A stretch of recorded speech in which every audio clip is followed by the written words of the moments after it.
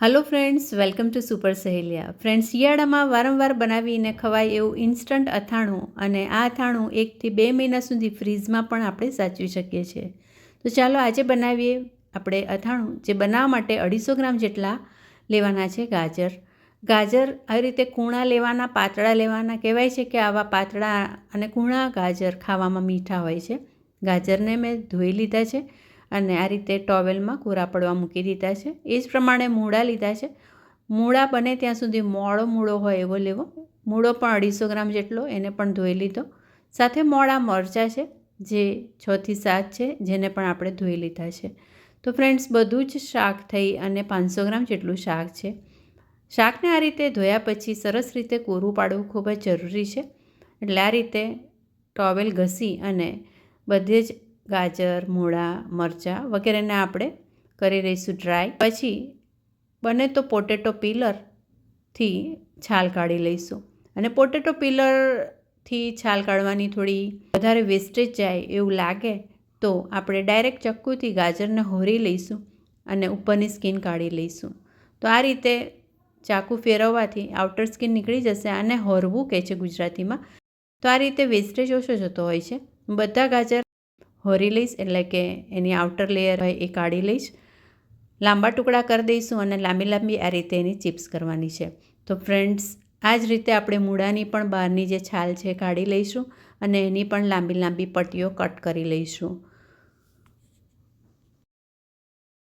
Friends, આ રેસીપીમાં આપણે ગાજર, મૂળા, લીલા મરચાં લીધા છે. આની સાથે સાથે તમે આદું પણ લઈ શકો છો.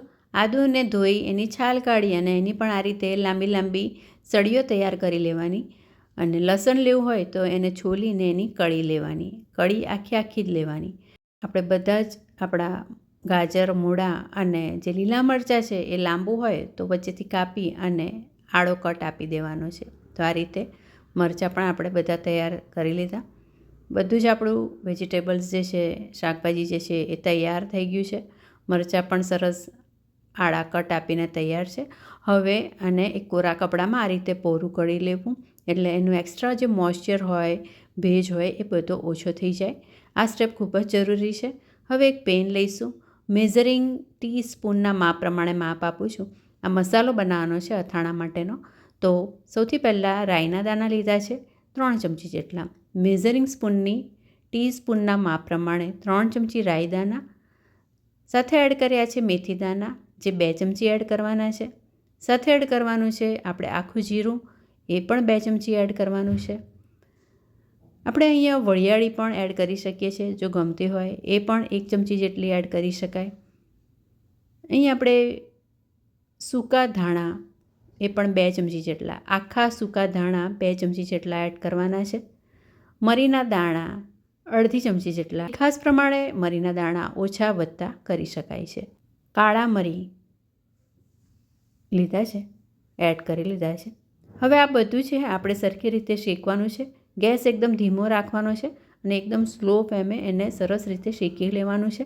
વધારે પડતું બળી ન જાય એનું ખાસ ધ્યાન રાખવાનું છે. એટલે સતત હલાવતા રહીશું અને સુગંધ સરસ આવશે અને થોડો આછો ગુલાબી કલર આવી જાય ત્યાં સુધી આ બધા આખા મસાલા આપણે શેકવાના છે. આ મસાલો વધારે પ્રમાણમાં, એટલે કે વધારે ક્વોન્ટિટીમાં બનાવીને તમે એરટાઇટ બોટલમાં ભરીને રાખી શકો છો અને ઈચ્છા થાય ત્યારે આ અથાણું બનાવી શકો છો. સરસ સુગંધ આવવા માંડી છે અને આછો ગુલાબી કલર દેખાઈ રહ્યો છે. મસાલા આપણા શેકાઈ ગયા છે. ગેસ બંધ કરી દઈશું અને ઠંડુ થવા માટે મૂકી દઈશું. ઠંડુ થઈ જાય પછી મિક્સરના જારમાં એને ક્રશ કરવાનું છે. અધકચરું વાટવાનું છે. મિક્સરનો જાર લઈ લઈશું. સૂકું વાટવાની બ્લેડ લગાવી અને હવે એને અધકચરું વાટી લઈશું. પલ્સ મોડમાં વાટવાથી અધકચરું સરસ આપણને જોઈએ એવું દરદરો પાવડર થઈ જશે. તો આ મસાલાનો પાવડર આપણો તૈયાર છે અને મેં કહ્યું એમ આપણે વધારે બનાવી અને એને સ્ટોર પણ કરી શકીએ છીએ અને ઈચ્છા થાય ત્યારે ઝટપટ સિઝનમાં ગાજર મૂળાનું અથાણું ઇન્સ્ટન્ટ બનાવીને ખાઈ શકાય છે. જુઓ, સરસ રીતે ડ્રાય થઈ ગયા છે આપણા ગાજર અને મૂળા. એને આપણે એક પહોળા વાસણમાં લઈ લઈશું. મેં અહીંયા કાચના બાઉલમાં લીધા છે. હવે બીજી બાજુ આપણે અડધો કપ જેટલું સિંગ તેલ લેવાનું છે. અડધો કપમાં પણ જોઈ શકો છો થોડું ઊંડું છે. પા કપ કરતાં થોડું વધારે અને અડધો કપ કરતાં ઊંડું સિંગ તેલ નાના વઘારિયામાં ગરમ કરવા માટે મૂકી દેવાનું છે. બીજી બાજુ આપણે આ મસાલો છે એક બાઉલમાં ટ્રાન્સફર કરી લઈશું. એની અંદર નાખી દઈશું અડધી ચમચી જેટલી સૂકી હળદરનો પાવડર. સાથે સાથે નાખી દઈશું અડધી ચમચી જેટલું લાલ મરચું. સાથે સાથે અહીંયા નાખી દઈશું 1.5 થી 2 ચમચી જેટલું મીઠું.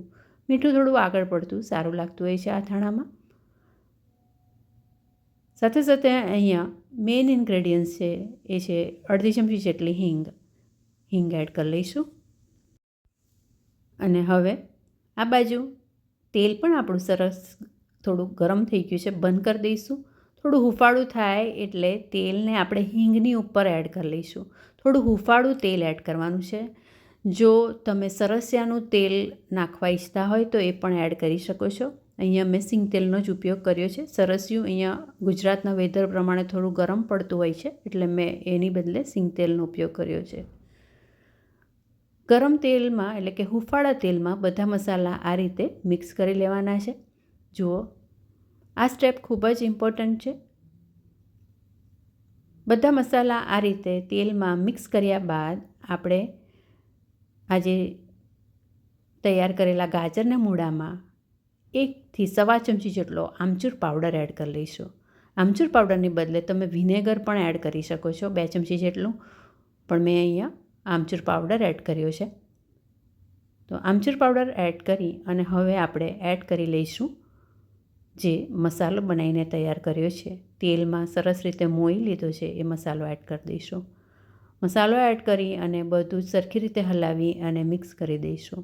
બસ મિક્સ કરી અને આપણે એરટાઇટ બોટલમાં એને ભરી અને ગમે ત્યારે એની મજા માણી શકીએ છીએ.